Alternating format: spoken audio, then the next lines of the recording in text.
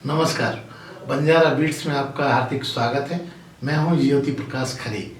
आज हम आपको मिला रहे हैं एक ऐसे ज्योतिषाचार्य से जो भोपाल में निवास करते हैं। चलिए मिलते हैं अनिल के गोस्वामी जी से। नमस्कार गोस्वामी जी। नमस्कार जी, नमस्कार खैर साहब। गोस्वामी जी, जैसा कि हमने उल्लेख किया कि आप भोपाल से हैं, हमारे झांसी के मेहमान हैं। हम चाहेंगे कि आप बातचीत शुरू करने से पहले आप हमारे दर्शकों को अपना छोटा सा परिचय दीजिए। जी जरूर खैर साहब। मैं जैसा कि बताया भोपाल में निवास करता हूँ। मेरी शिक्षा दीक्षा तो मध्य प्रदेश और छत्तीसगढ़ के कई जगह पे हुई, पर मैंने भोपाल से एमएससी किया और उसके बाद मैं बैंकिंग सर्विसेज में आ गया। मिडिल मैनेजमेंट में मैंने जॉब करते हुए लगभग 35 वर्षों में बैंकिंग में सर्विस में जॉब किया। मैं नेशनलाइज्ड बैंक में था और उसके बाद फिर मैं साथ ही साथ मुझको ज्योतिष में बहुत ज़्यादा रुझान था, तो मैंने ज्योतिष सीखा और आज मैं ज्योतिष और अंक ज्योतिष का कार्य कर रहा हूँ। गोस्वामी जी, ज्योतिष आपको जैसे कि बातचीत में आपने बताया था कि आपको विरासत में मिला है, उसके बारे में भी हमारे दर्शकों को संक्षिप्त जानकारी दी। जी, मेरे ग्रेट फादर जो थे वो राजपुरोहित थे और ज्योतिषी थे।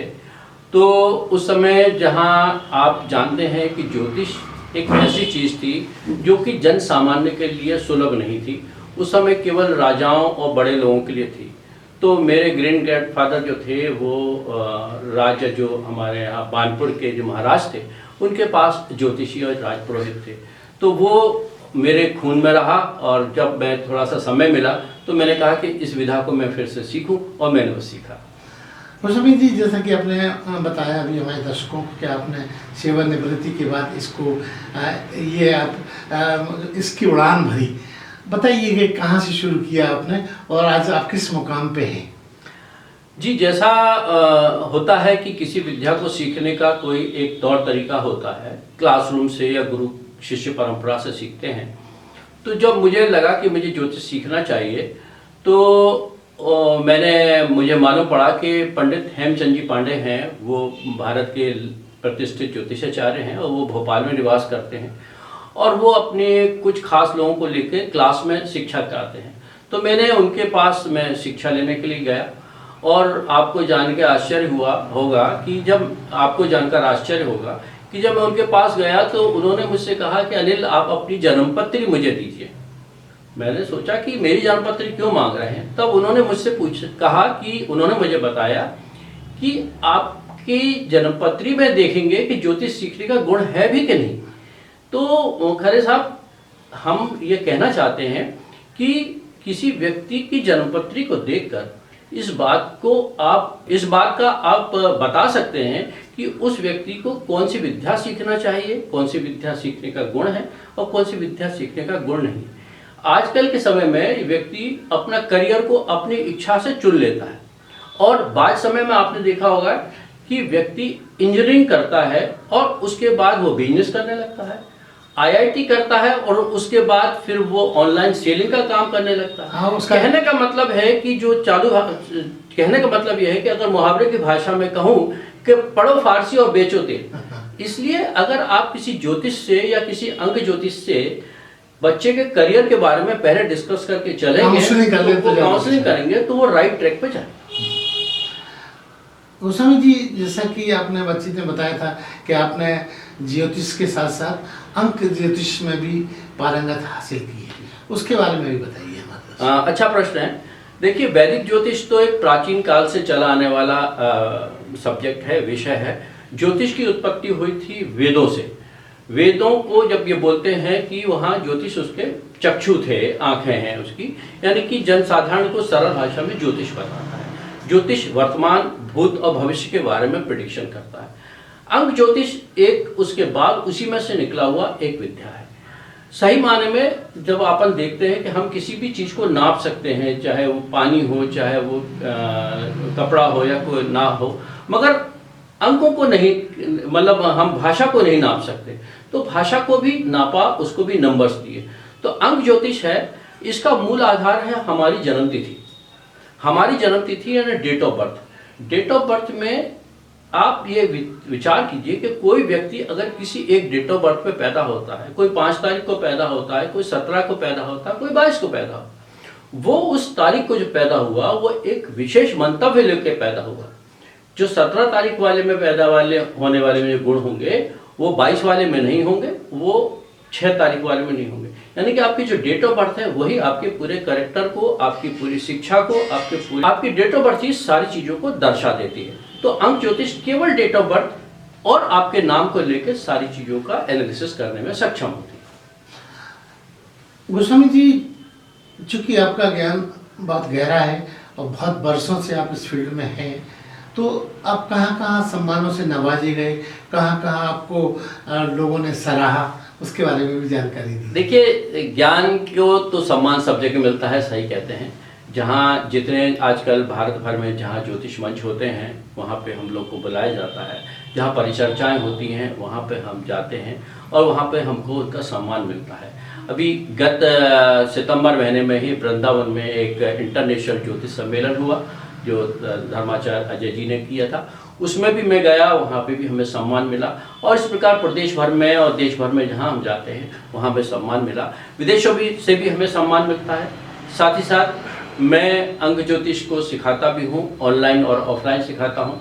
तो मेरे जो सिखाए हुए छात्र हैं या स्टूडेंट्स हैं, वो जो फॉलोअर्स हैं, वो देश विदेश में एस्ट्रोलॉजी की, न्यूमरोलॉजी की प्रैक्टिस कर रहे हैं और ईश्वर के पास से अच्छी खासी कमाई भी कर रहे हैं। मतलब ये माना जाए कि अगर इस फील्ड में कोई आना चाहे तो वो ये निश्चित रहे कि उसे कैरियर पर स्थितियाँ होंगी, बशर्ते वो काबिल हो। देखिए, काबिलियत तो बहुत ज़रूरी है। आपका इंटरेस्ट होना पहली बात बहुत ज़रूरी है, दूसरी काबिलियत ज़रूरी है, और तीसरी बात ये है कि ये एक ऐसी विद्या है जिसको सतही तौर पे सीखने से काम नहीं चलता। इसमें बहुत डीप जाने की आवश्यकता है, शोध परख है। क्योंकि हमारे ज्योतिष कथन से किसी व्यक्ति का भाग्य बदल सकता है, हमारे गलत प्रेडिक्शन से वो व्यक्ति निराश हो सकता है, परेशान हो सकता है। इसलिए कोई व्यक्ति अगर अपना करियर के रूप में ज्योतिष में आना चाहता है, अंक ज्योतिष सीखना चाहता है, तो थोड़ी गंभीरता लेके आएगा तो निश्चित रूप से उसको एक अच्छा करियर मिलेगा। अगर कोई, जैसा कि करियर की ही बात हम लोग कर रहे हैं, कोई आपके साथ इस विधा से या इस विद्या से जुड़ना चाहता है, प्रशिक्षित होना चाहता है, तो उसको कम से कम किस काबिलियत के साथ आपके पास आना होगा? देखिए, इसमें शिक्षा का तो कोई नहीं है कि वो बीएससी या बीए करके आए, कुछ आए। एक तो थोड़ी सी उसको अंकों की समझ हो और उसके बाद उसमें एक गंभीरता हो, एक टाइम का डिवोशन हो, तन्मयता उसमें तन्मयता होनी चाहिए। इसलिए मैं ऑनलाइन क्लासेस भी लेता हूँ। ऑनलाइन क्लासेस में हम प्रैक्टिस भी कराते हैं, लोगों को सिखाते भी हैं और उनको एक ऐसा प्लेटफॉर्म देते हैं ताकि वो जन सामान्य से जुड़ सके। चूँकि आपका ऑफलाइन भी आपके पास लोग आते होंगे, तो किस तरह की समस्याएं से जुड़कर लोग आपको संवाद बनाते हैं? खरे साहब, आपने एक ऐसा प्रश्न पूछ लिया जिससे कि सामान्यतः व्यक्ति बहुत तरह जुड़ा हुआ है। हमारे पास आने वाले में प्रश्नों में से आज का जो बहुत सारे प्रश्न ऐसे हैं कि व्यक्ति को करियर नहीं मिल रहा। बच्चे ने इंजीनियरिंग कर लिया, बच्चे ने बीकॉम कर लिया, बच्चे ने कुछ कर लिया, उसके बाद भी उसको जॉब नहीं मिल रहा है या जहाँ जॉब में जाता है वहाँ असफल हो जाता है। वास्तव में मैं आपको बताना चाहूँगा, और आप इतने सीनियर व्यक्ति हैं, आपने देखा होगा कि एक चलती हुई दुकान थी। उस दुकान का बड़ा भारी नाम था। उसके पिता ने उस दुकान को चलाया और जब बेटा बैठा तो वो दुकान बैठ गई। कारण क्या हुआ कि वही ब्रांड था, वही सारी चीज़ें थी, मगर दुकान बैठ गई। अंक ज्योतिष बताता है कि हर अंक का अपना एक व्यवसाय, अपना एक लाइन होना चाहिए।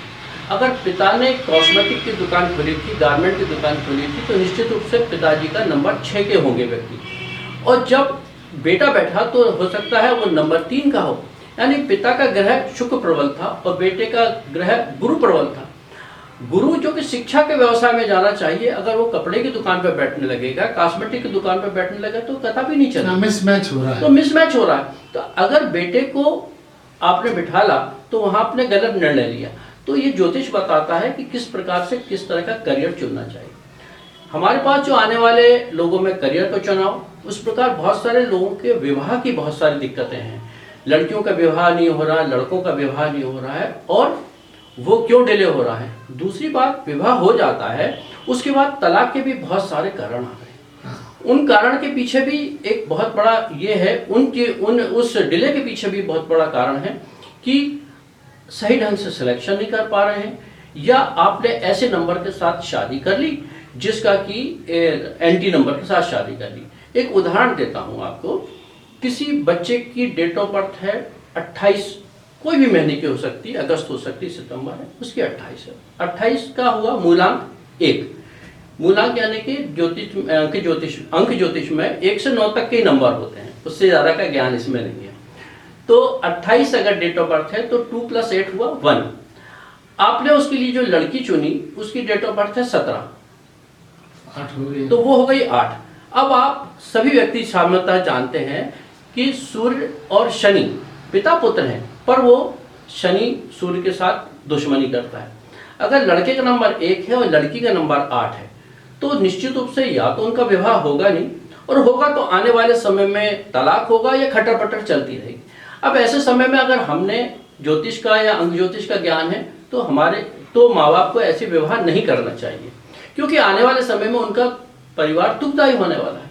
तो यहाँ पर हम ज्योतिषी या अंक ज्योतिषी एक सलाह देते हैं कि कौन सा आपको चुनाव करना चाहिए। इसी प्रकार जैसे एस्ट्रोलॉजी में होता है कि अष्टकूट का मिलान कर लेते हैं। अष्टकूट का मिलान अपनी जगह सार्थक है, पर बहुत सारी कुछ कमियां छोड़ जाता है, जो कि अंक ज्योतिष में हम उसको दूसरे ढंग से देखते हैं। गुणों का मिलान के साथ साथ ये भी देखना रहता है कि वो गुण तो मिल रहे हैं, वो निभेगी कि नहीं निभेगी, तो वो सारी चीज़ों को देखा जाता है। गोस्वामी जी, एक बड़ा महत्वपूर्ण सवाल, बहुत सारे लोग जो एस्ट्रोलॉजर हैं वो विषमताओं को संभालने के लिए उपचार भी बताते हैं, तो क्या उपचार कारगर साबित होते हैं? क्योंकि विषमताएं तो हो गई, मान लीजिए शादी ऐसे लोगों से हो गई, अब उनको निभाना भी है, तो क्या उसके लिए कोई उपचार भी होते हैं जो कारगर साबित होते हैं? बहुत सही प्रश्न किया आपने। जहाँ कोई डॉक्टर अगर बीमारी बता दे और उसका इलाज ना बताए तो वो डॉक्टरी किस काम की। यही एस्ट्रोलॉजी है, यही न्यूमरोलॉजी है। तो न्यूमरोलॉजी के हमारे 2 ध्येय हैं। पहला ध्येय तो यह है कि हम व्यक्ति को ऐसी बात बताएं कि वो आगे चल के उसको वो परेशानी ना हो, चाहे विवाह हो, चाहे चिकित्सा, चाहे उसकी बीमारी हो, हेल्थ हो, चाहे उसका करियर हो, और चाहे वो विदेश जाना चाहे, तो हम सारी चीज़ों के बारे में उसको पहले ही आगाह करते हैं कि क्या प्रयास करना चाहिए या उसकी क्या क्षमताएं हैं। और अगर उसके बाद वो कुछ कमियां हैं या कोई ग्रह उसको सपोर्ट नहीं कर रहे हैं तो हम उसके लिए उपचार बताते हैं। परंतु हमारे उपचार बहुत सरल होते हैं, जीवन की छोटी छोटी चीज़ों में से वो उपचार कर लेता है। हमारे उसमें सामान्यतः नग पहनना या पूजा कराना ऐसे उपचार हमको नहीं बताते हैं, जो सामान्य रूप से हम उपचार बताते हैं, और उपचार बड़े प्रभावी होते हैं। इसमें खरे साहब मैं आपको एक बात की तरफ इंगित करना चाहूँगा। जैसे आपने कहा कि हमारे दर्शकों ने भी बहुत देखा होगा और आपने भी बहुत देखा होगा कि आजकल विशेषतर से सेलिब्रिटीज़ को लेके कि उनके नाम की स्पेलिंग में कुछ चेंजेस आपको दिखते हैं। वो नाम की स्पेलिंग में जो चेंजेस उनके होते हैं वो न्यूमरोलॉजी ही उसके पीछे एक रीज़न है। कारण यह है कि हमारे आदिकाल में जो नाम रखने की परंपरा थी वो थी नक्षत्र के आधार पर नाम रखने का, परंतु वर्तमान समय में हम रखते हैं नामों को न्यूमरोलॉजी के अनुसार। किसी व्यक्ति के डेट ऑफ बर्थ के साथ में उसके नाम को भी सिंक्रोनाइज होना चाहिए। अगर नेम सिंक्रोनाइज है, नाम सिंक्रोनाइज है, तो व्यक्ति प्रगति करेगा, और नाम सिंक्रोनाइज नहीं है तो उसको जीवन में आने वाले समय में सफलता मिलने में थोड़ी सी कठिनाई आएगी। देखिए, परिश्रम सभी व्यक्ति करते हैं। एक व्यक्ति जो परिश्रम करता है उसको परिश्रम के अनुसार उसको फल मिलना चाहिए। परिश्रम अधिक करे, फल कम मिले। प्रयास ऐसा होना चाहिए कि परिश्रम कम करे पर फल अधिक मिले। तो नेम न्यूमरोलॉजी जो है, ये स्थितियां नेम न्यूमरोलॉजी बहुत बड़ा आधार है। नेम करेक्शन या सही नेम रखने का अगर चलन कर सके तो उससे बहुत ज़्यादा आपको एडवांटेज होगा। अभी बड़ी बड़ी हस्तियों के, बड़े बड़े सेलिब्रिटीज़ के नाम लें, जैसे कि हम अजय देवगन 35-40 साल से फिल्म जगत में हैं, पर उन्होंने कुछ समय पहले अपने नाम की स्पेलिंग में से ए हटाया, वो न्यूमरोलॉजी की वजह से हटाया। काजल जो थी उन्होंने अपने नाम को काजोल में परिवर्तित कर लिया। एक बड़े चर्चित कलाकार हैं जो कि है आयुष्मान खुराना। आपको शायद जान के आश्चर्य होगा कि आयुष्मान खुराना के पिताजी स्वयं एक न्यूमरोलॉजिस्ट हैं और उन्होंने आयुष्मान खुराना की स्पेलिंग बिल्कुल अलग करके लिखी है। तो वो सब न्यूमरोलॉजी से है, और आज आयुष्मान खुराना भारत के बड़े जाने माने फिल्म कलाकार हैं। तो नेम न्यूमरोलॉजी का बड़ा प्रभाव है। तो उपचार तो इस में है, हम अंक ज्योतिष में उपचार बताते हैं और वो बड़े सार्थक कारगर साबित होते हैं। गोस्वामी जी, अब चूंकि आपका बड़ा भारी प्रोजेक्ट है, आपके और नए आने वाले वर्षों में, आने वाले समय में क्या प्रोजेक्ट्स हैं जो लोगों को चौंका सकते हैं? देखिए, हम पॉलिटिक्स से तो मैं तो प्रोडिक्शन नहीं करते हैं, मगर कोई व्यक्ति अगर पॉलिटिक्स में काम कर रहा है या पॉलिटिक्स में जाना चाहता है तो हम उसको सुझाते हैं कि किस प्रकार के क्या उसके पास नंबर्स हैं। देखिए, जिसके पास वो नंबर्स नहीं है उसके लिए वो नंबर्स को पैदा करके और उस नंबर का प्रभाव लेने में उतना प्रभाव तो नहीं बन पाता है। दूसरी बात है, हम एक अपने शहर में एक इस तरह से ऑफलाइन और ऑनलाइन की हमने क्लासेस शुरू की हैं, तो मैं चाहता हूं कि क्लासेस और प्रगति करें और अभी भी देश विदेश के तमाम लोग हमारी क्लासेस अटेंड करते हैं, तो वो मैं इसको एक एकेडमी के सशक्त एकेडमी के रूप में स्थापित करना चाहता हूँ। अगर हमारे दर्शक आपसे सीधा संवाद करना चाहें तो आपका मोबाइल नंबर एक बार बोलिएगा। मेरा मोबाइल नंबर है 7692911636 और उस पर आप मुझे व्हाट्सअप करेंगे तो मैं व्हाट्सअप से उसमें कर पाऊँगा। डायरेक्ट कॉल करना, अटेंड करना संभव नहीं हो पाता। मेरा अपना एक यूट्यूब चैनल है जिसमें मैं जो सामान्य प्रश्न होते हैं, लोगों की जो समस्याएं होती हैं, उन समस्याओं का मैं निराकरण करता हूं। हाँ, यूट्यूब पे मेरा चैनल है एस्ट्रो सौभाग्यम के नाम से, अनिल गोस्वामी एस्ट्रोलॉजर। आप देखेंगे तो उसमें मिलेगा और जो सामान्य प्रश्न होते हैं मैं पूरा कोशिश करता हूं कि उस पर समाधान करूं। अगर कोई परामर्श लेना चाहता है तो जो नंबर दिया है उस पर मैं परामर्श के लिए भी उपलब्ध रहता। तो ये थे अनिल के गोस्वामी जी, जो ज्योतिष की यात्रा को, न्यूमरोलॉजी की यात्रा को समाधान के साथ बंजारा बीट के दर्शकों के साथ शेयर कर रहे थे। बंजारा बीट से बात करने के लिए गोस्वामी जी बहुत बहुत धन्यवाद। धन्यवाद। अरे हाँ, इस चैनल को लाइक और सब्सक्राइब करना ना भूलें। देखते रहिए बंजारा बीट्स।